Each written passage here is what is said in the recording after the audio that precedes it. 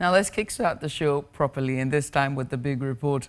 And we're covering an issue that has hit the hard on Nigerians from every corner of the country. It's fuel scarcity and price hike. With the recent price hike by the Nigerian National Petroleum Company Limited, NNPCL, petrol prices have skyrocketed to as high as 897 naira per litre. Now, this hike has sent shockwaves through the economy, causing long queues at fuel stations, panic buying, and ultimately a ripple effect on the cost of goods and services. And so today on the show, we'll be taking a closer look at how this crisis is affecting Nigerians on the ground. Our correspondents in Abuja, Delta, Lagos, and Jos have been out in the field speaking to residents and witnessing firsthand the impact of this fuel scarcity.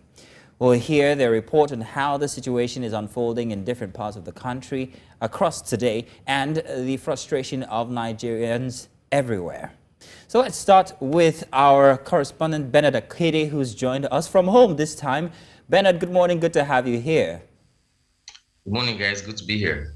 Good to see you. Bernard, actually, I was hoping that you were going to be out at the fueling station, but after suffering through the week, bringing us all of those reports, I understand why you have to be at home on a Saturday morning. But Bernard, please, if you would just tell us exactly what it was like out there during this week, getting a sample of Nigerians and how they're dealing with the price hike and also the scarcity going on currently. Yeah, well, thank you for having me again.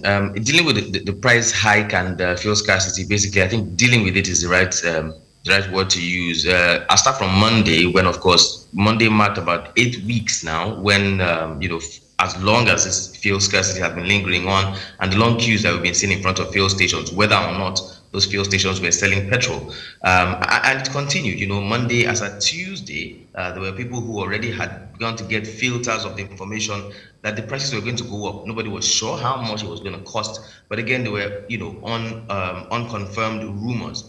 And then later that Tuesday, we went around and we saw some people in front of some stations who said the filling stations were selling petrol initially, but it looked like some news filtered to them, to the attendants, and then they shut their gates.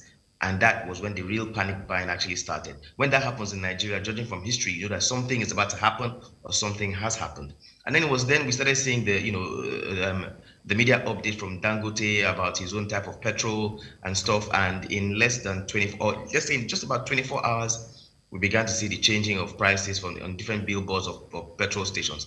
Sadly, there was still no official information from the NNPCL, still no official information from the Minister of Petroleum, no official information from the federal government. All we saw was that for some fuel stations that were selling for about 568, like the NNPC, it's now about 855 naira, and for others that were selling for like 620, 630, it's now 920 naira. Bear in mind that that's in Lagos alone. In other states, it's a lot higher. But for the people, it's just been lamentations all through. In fact, it was so bad that we got some people who were saying that they regret voting for the current government. There were those who complained of being on queues from as early as 3 a.m., such scary hours of the day, till as late as 4 p.m. in the next day, still trying to get petrol. That's the story in Lagos, and I believe it's pretty much the same almost everywhere. In fact, there's one viral video of some guy who said he was amongst those who worked for the current government during the election, and he regrets it. It basically is just increasing the plight of the people. And to wrap this up, we know that Nigeria is a country that literally runs on petrol. So a significant change in the price, or even a little or slight change in price of petrol, will lead to an escalation of everything from transportation to feeding to everything you can think of in the country. And sadly, that's exactly where we are at the moment. People are still lamenting because the hardship has just gone a notch higher. I'm so glad you said that, because it makes you wonder how the residents, especially businesses and small business owners, SMEs, are able to adapt in a time like this, whether it's a barbing salon or a hole-in-the-wall restaurant or a buka spot. I wonder how everyone is, adapting and just trying to move with the times. And it just makes you wonder how much more can Nigerians be malleable and, continue to shift and form to the current continual hardship that we see and the soaring cost of living in Nigeria.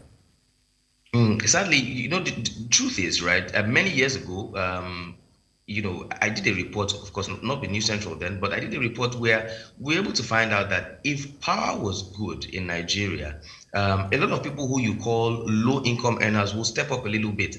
Now, the sad thing is people have to spend extra monies to power their businesses, right? And that's the major challenge. That's the story of Nigeria for many, many years. The fact that, and like you just stated, people like hairdressers, like welders, like dry cleaners, the little businesses, the amount of money they spend powering their businesses, aka buying petrol to run generators in their houses or in their shops, if that amount of money is converted into the running cost of their businesses where they do not need to buy petrol, you can imagine how good they'll be doing. You and I can tell how good we will be doing if we didn't have to spend back then, before the price changed, 12,000 naira to fill your tank. Maybe now you're looking about 60,000 naira to fill tanks. And then, of course, the biggest cry that people are saying is salaries have not increased, but fuel price keeps going up. And then with the increase in fuel price comes the increase in everything else. Our business team did a survey in markets, and you can just imagine. The cry is the same, from the queues in fuel stations to those buying goods in the market. Now, people cannot buy what they want. They can just buy what their money can afford. Same goes for petrol. Sad situation there, but thank you very much, Bernard, for joining us this morning and giving us a report on exactly how it went all through the week. We appreciate it. Thank you indeed. Thank you for having me. Now joining us is Joshua Imarayi. He is in the nation's capital. Now, first up, before we come to Joshua, you said something that hit me. I'm going to drop my tab here because it was very... You said something about barbing saloons. Yeah, but, oh, yeah.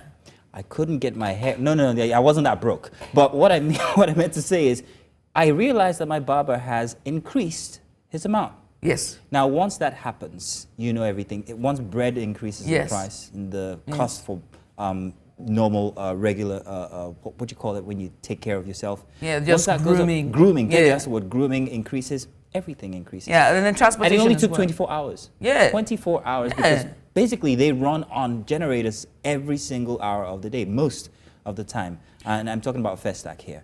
So, how many times have I told you not to unfortunately, say proudly where you live on national television? But anyway, Joshua Imarayi is in the nation's capital, Abuja, and he joins us now. Joshua, thank you so much for joining us. We appreciate you for coming on. Joshua, let's start with just the fact that Abuja is the political and economic nerve center of Nigeria. So I wonder how our residents there coping with the fuel scarcity, and what has the situation been like at the fuel stations? Because we know that even before the queues, let's say the queues in Lagos, Abuja started seeing the first signs of what was to come. How has it been like so far in this week? Well, the situation for ordinary citizens here in the Federal Capital Territory has deteriorated from bad to worse, because basically the price of everything has skyrocketed. It didn't even take up to 24 hours before those inflation could take effect. And particularly everything has been affected. Essential services, the prices of sachet water saw an increase of 100%. Even transportation on 100% too. Even getting here this morning, I was told by the driver that I'm going to pay an extra of 100% to get a vehicle coming here. So the situation here has degenerated, and they are lamenting, considering the fact that here is the nation's capital, at the seat of power where everything is supposed to be normal, but unfortunately it seems as abnormal here. The only people not experiencing this challenge right now are those who are in the ruling class, as I would say, particularly the elite. So here the case is not different. Everything is complicated as usual, and we are expecting the worst to come out of it. Okay, go on.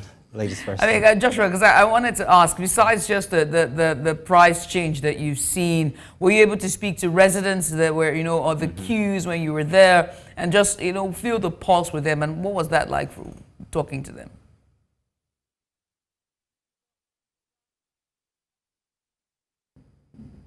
At the entire situation. There was a time I was on a live interview, and a passerby, a motorist particularly, you could hear him shouting from the background that Carl Tinubu to resign. Utterances like these are one of many that we are experiencing here. And whenever you want to speak with this person, they will always say one thing or the other, like, you talking to us changes nothing, basically, because what they have in mind particularly like this, referring to the government and those at the helm of power, what they have in mind is what they will do. So it is quite disheartening that Nigerians are gradually giving up their hope on everything, and there seems not to be any hope in sight for them. That is the case here. Joshua, I wanted to ask, you said something about people increasing prices, transferring the expense that they're experiencing when it comes to transportation to other items. Could you give us an example or samples of these other services or maybe even products that have witnessed an increase in price, and how much increase has this gone? For instance, now you could see I just got a haircut, and getting to my barber, I was told that the price I usually cut my hair is no longer the same price. I saw an increase of 50%. That notwithstanding, even the price of table water, which is supposed to be normal at the ground level, saw an increase of 100% now. For a sachet of water, it is 50 naira, as opposed to 2 for 50 naira before. This is one of the many increases we are seeing. Even rice, I sent my partner to the market yesterday, and coming back, I got a little bit lower of what we budgeted for. This has been the case. Everything has skyrocketed. Even buy food too.